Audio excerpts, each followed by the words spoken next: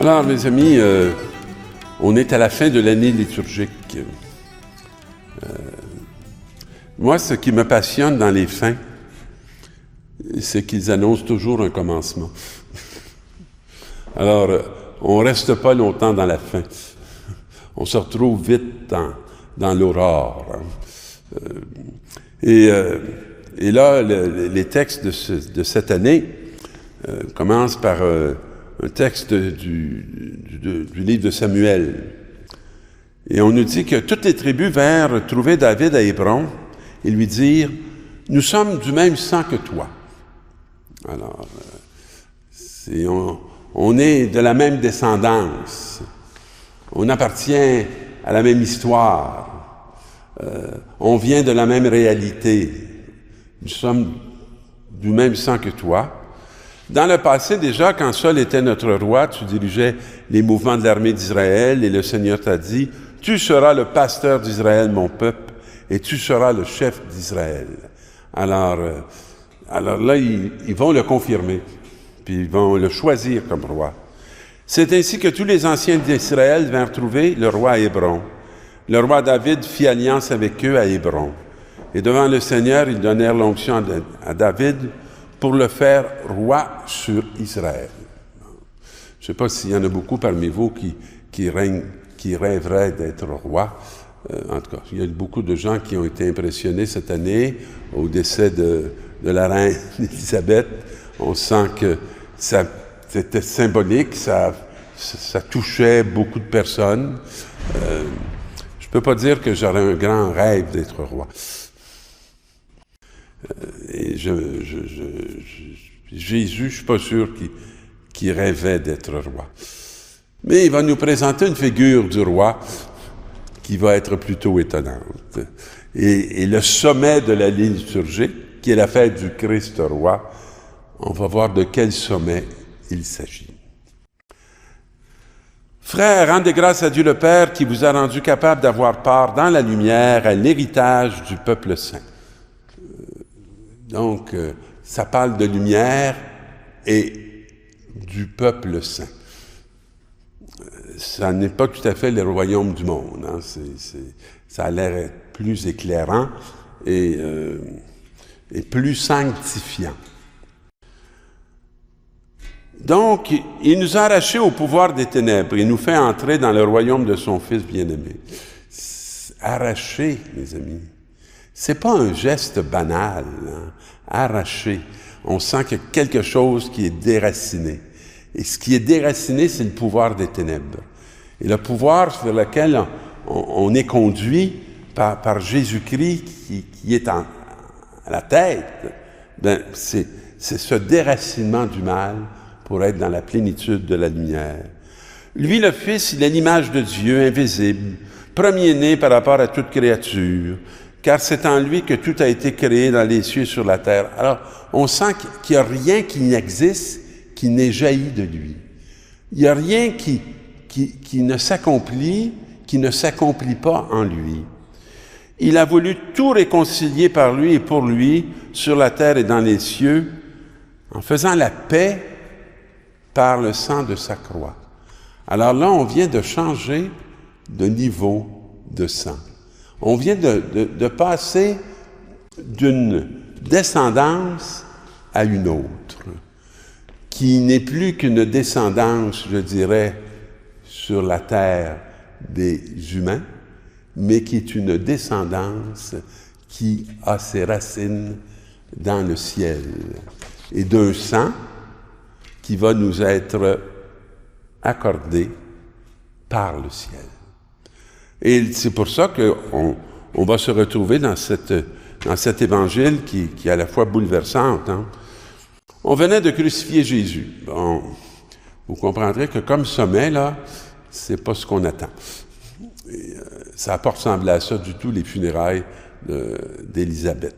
C'était plutôt glorieux et très convenable. Et le peuple restait là à regarder. Puis, vous savez, on fait souvent ça, nous poster dans la position de ceux qui regardent. On voit crucifier Jésus, Puis, on s'en aperçoit même pas, mais on regarde. Il en a sauvé d'autres. Qu'il se sauve lui-même, disent les chefs. On ne sent pas qu'il y a une grande compassion. Il y a beaucoup de mépris. Il y a beaucoup de révolte. Il y a beaucoup d'injustice. Alors, s'il est le Messie de Dieu l'élu, qui nous le prouve? Moi, vous savez, je ne me sens pas obligé de prouver que je suis l'élu de Dieu. Mais je me sens concerné. Il m'a élu. Il m'a appelé.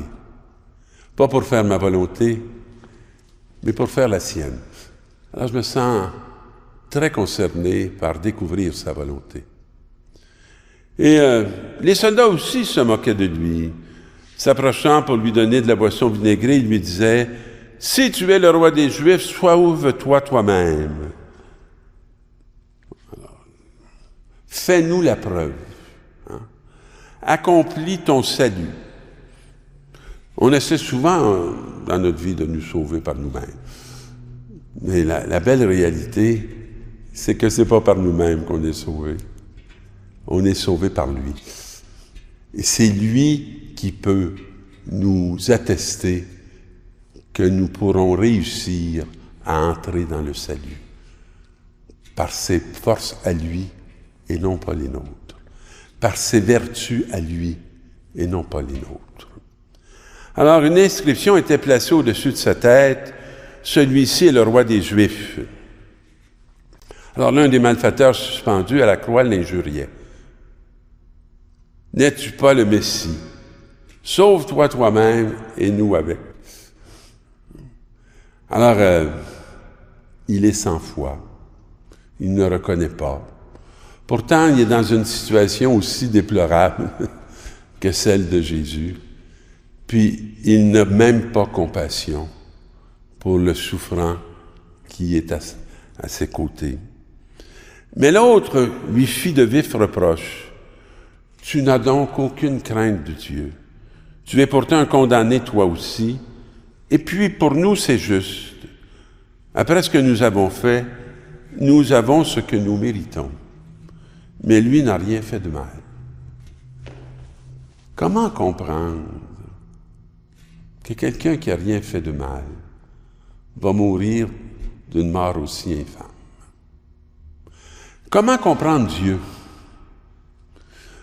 Comment comprendre que c'est un chemin de salut pour nous?